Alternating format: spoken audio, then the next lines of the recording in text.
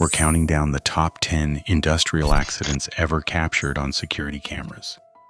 Each one a turning point that forced sweeping new safety rules worldwide. From overlooked machine guards to disasters that rewrote entire industries, these incidents reveal how simple errors can escalate into tragedy. But which accident changed safety forever? Let's begin at number 10, where a routine conveyor jam turns into a lesson written in blood. A factory worker approaches a jammed conveyor and reaches in to clear debris while the belt keeps moving. No fixed guard shields the rollers. There is no lock or tag on the disconnect, just an open panel and a running line. In seconds, the worker's sleeve catches, pulling his arm into the nip point. The injury is severe, and it is captured in full by a security camera. OSHA investigations point to two missing defenses: machine guarding, required under 1910.212, and lockout-tagout, mandated under 1910.147 for any maintenance or jam clearing. These standards exist to prevent exactly this: unguarded machinery and live energy during service. Every supervisor should verify guards and enforce energy isolation before work begins. On March 25, 1911, a fire broke out on the upper floors of the Triangle Shirtwaist Factory in New York City. As flames spread, hundreds of workers rushed toward exits, only to find doors locked or designed to swing inward, which trapped people against them. Stairways quickly became impassable. In the aftermath, investigators from the New York State Factory Investigating Commission heard testimony from survivors who described blocked escape routes and crowded, narrow stairs. The death toll reached 146. New laws soon followed, requiring exit doors to open outward and to remain unlocked during working hours. These mandates became the foundation for modern egress codes, ensuring that in an emergency no one is trapped behind a locked door. Imperial Sugar's Port Wentworth Refinery, February 7, 2008. Thick layers of sugar dust had built up on floors, beams, and machinery, sometimes inches deep. When a conveyor beneath the packaging area overheated, the initial flash ignited dust in the air. That explosion blasted through interconnected conveyor galleries, shaking loose more dust and fueling a chain of secondary blasts. 14 workers died and dozens were injured. The Chemical Safety Board's 2009 report showed housekeeping logs and employee complaints about dust had gone unheeded. This disaster brought the dangers of combustible dust into national focus, driving enforcement of the National Fire Protection Association standards 654 and 652, and sparking the Occupational Safety and Health Administration's Combustible Dust National Emphasis Program. Hidden layers of dust can turn any routine operation into a potential deflagration. Every facility handling powders or granules must treat settled dust as fuel, not just dirt, and follow strict housekeeping and engineering controls to prevent the next explosion. April 5th, 2010, at the Upper Big Branch Mine in West Virginia. A sudden explosion underground killed 29 miners. Investigators traced the blast to a buildup of methane gas that ignited, with coal dust carrying the flame through miles of tunnels. Federal reports found that ventilation controls had been neglected, airways were blocked. Ventilation doors were left open or broken, and rock dusting was inconsistent, leaving coal dust able to spread the explosion. Miners had filed complaints about stagnant air and dust, but production demands often overrode safety fixes. A 2011 report by the Mine Safety and Health Administration led to stricter enforcement of ventilation plans and rock dusting, and gave the Mine Safety and Health Administration new power to target mines with repeated violations. Clear airflow paths and thorough dust control became non-negotiable for every coal operation. Night shift on Piper Alpha on July 6, 1988. Maintenance on the condensate injection pump. A had left its pressure safety valve removed, replaced by a temporary blind flange that was not fully secured. The day shift permit for this work never reached the control room. The duplicate copy was missing or misplaced. As production issues mounted, operators, unaware of the incomplete isolation, started pump A to keep output steady. Without its safety valve, the pump's discharge line failed, releasing condensate that ignited. The resulting explosions and fire killed 167 workers, the deadliest offshore disaster in history. The Cullen inquiry found that the permit to work system broke down at the handover, with no clear communication or centralized tracking of simultaneous operations. In response, the United Kingdom introduced the safety case regime, requiring operators to demonstrate robust permit to work controls and risk assessments for every offshore installation.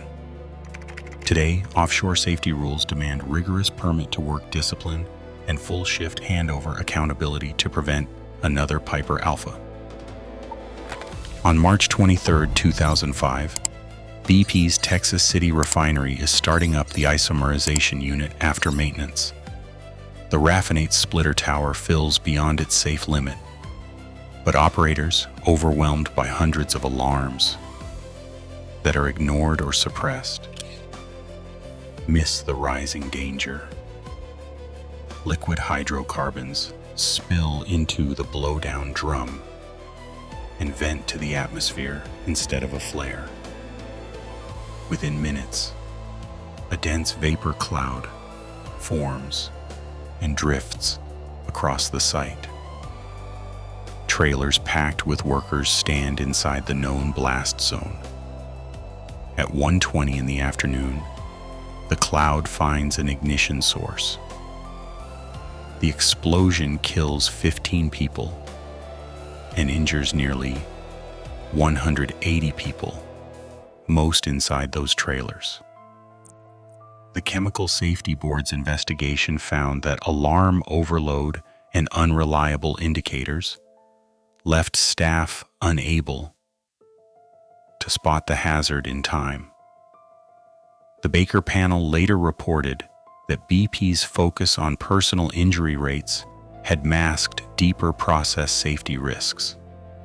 Industry standards now require alarm rationalization, critical alarms that cannot be bypassed, and strict controls on trailer siting. Today, alarm management and safe siting are non-negotiable for any high-hazard operation. April 16, 1947. The SS Grand Camp, docked at the port of Texas City, was nearly loaded with over 2,300 tons of ammonium nitrate fertilizer, stacked tightly in paper sacks inside Hold 4. Longshoremen noticed the bags felt unusually warm, but loading continued. As dawn broke, smoke began seeping from the cargo. The crew and fire brigade responded as if it were a typical shipboard fire, sealing the hold and injecting steam to smother the flames. Instead of cooling the ammonium nitrate, the steam raised the temperature and pressure inside the confined space. No one on the dock recognized the explosive risk posed by ammonium nitrate under heat and confinement. port officials and firefighters gathered nearby, along with crowds of refinery workers and townspeople, unaware they were standing within the blast zone. At 9:12 in the morning, the Grand Camp detonated, flattening the port and killing at least 581 people. Hours later, a second ship, the High Flyer, exploded, compounding the devastation. Investigations revealed that Houston's port had already banned ammonium nitrate loading, but that warning never reached Texas City. The disaster led to the first strict U.S. codes for oxidizer storage and handling, NFPA 490. Those rules mandated segregation, temperature control, and clear hazard communication. Today, every rule for storing and transporting ammonium nitrate traces back to the lessons written in the aftermath of Texas City.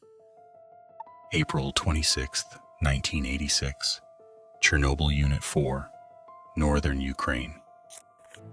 Night shift operators prepared to run a turbine coast down test, aiming to see if the slowing generator could power emergency pumps after a blackout. The test, delayed for hours by grid demands, pushed into the early morning with a less experienced crew. Deputy Chief Engineer Anatoly Dyatlov, determined to proceed, directed operators to keep the test on track, even as reactor power fell dangerously low, down to just 200 megawatts thermal, far below safe limits. To compensate, operators withdrew most control rods, violating minimum safety margins. Emergency core cooling was disabled to prevent automatic test interruption. Several in the control room voiced concern, but Dyatlov insisted on continuing. At 1:23 in the morning, with the reactor in an unstable state and safety systems bypassed, the AZ-5 shutdown button was pressed. Instead of shutting down, the reactor power surged uncontrollably, triggering a steam explosion and graphite fire. The International Nuclear Safety Advisory Group, INSAGI-7, later concluded that a culture of procedural non-compliance, combined with design flaws, drove the disaster. Chernobyl forced a global reckoning. Formal operating procedures, checklists, and independent safety oversight became standard across the nuclear industry. The language of safety culture, now embedded in every major nuclear regulation, traces directly to the lessons written at Chernobyl. April 20th, 2010. On the Deepwater Horizon rig, BP engineers debated how many centralizers to use for the final cement job on the Macondo well. The original plan called for 21 centralizers, but only 6 were installed to avoid delays, despite internal modeling warning of higher cement failure risk. That decision was captured in emails just days before the blowout. As operations pressed forward, crews ran a negative pressure test to check if the well was sealed. The results were inconsistent: 1,400 pounds per square inch on the kill line instead of 0, a clear sign of a leak. Yet, under time and cost pressure, leadership accepted the test as successful and moved ahead with displacing heavy drilling mud with seawater. Hydrocarbons began to flow up the well. When the blowout preventer was activated, its blind shear ram failed to seal the pipe, buckling off center under pressure and missing the cut. 11 workers died in the explosion and fire that followed. Investigations by the National Commission and BSEE found a cascade of missed warnings, technical shortcuts, and management pressure. The aftermath led to the creation of the Bureau of Safety and Environmental Enforcement, strict new well control rules, and mandatory real-time barrier monitoring. Every offshore operator today must prove multiple layers of protection with independent verification before a well can be declared secure. Late on December 2nd, 1984, operators at the Union Carbide plant in Bhopal, India, noticed a leak above a storage tank holding methyl isocyanate, a volatile, highly toxic chemical used in pesticide manufacturing. Inside the tank, refrigeration had been shut down for months to cut costs, leaving the MIC warm and under pressure. The vent gas scrubber and flare tower, critical safety barriers designed to neutralize or burn off toxic releases, were both offline for maintenance or were disabled to save money. Water entered the MIC tank through a corroded pipe, setting off a violent chemical reaction. Pressure spiked, bursting the tank's rupture disc and venting a dense cloud of MIC gas directly into the night air. An estimated 30 to 40 tons swept across the city as most residents slept. More than 3,000 people died within hours, with thousands more suffering lasting injuries. Investigations by the Indian government and international experts found that every major safeguard had failed or had been deliberately bypassed. Alarms were muted, emergency plans were neglected, and maintenance was ignored. The disaster exposed a safety culture where cost-cutting overruled basic hazard controls. Bhopal's aftermath reshaped global chemical safety, driving the creation of process safety management frameworks. This included the OSHA Standard 1910.119, which requires multiple independent layers of protection, strict maintenance, and corporate accountability for every high-hazard operation. Every modern process safety rule for chemical plants can trace its roots to the lessons written in Bhopal's night air. Across all 10 disasters, one pattern stands out. Every catastrophic accident began with a preventable decision, an ignored warning, a bypassed safeguard, or a cost-cutting shortcut. Industrial safety is not just policy, it is vigilance in action. The rules written in the aftermath protect lives today when we choose to follow them.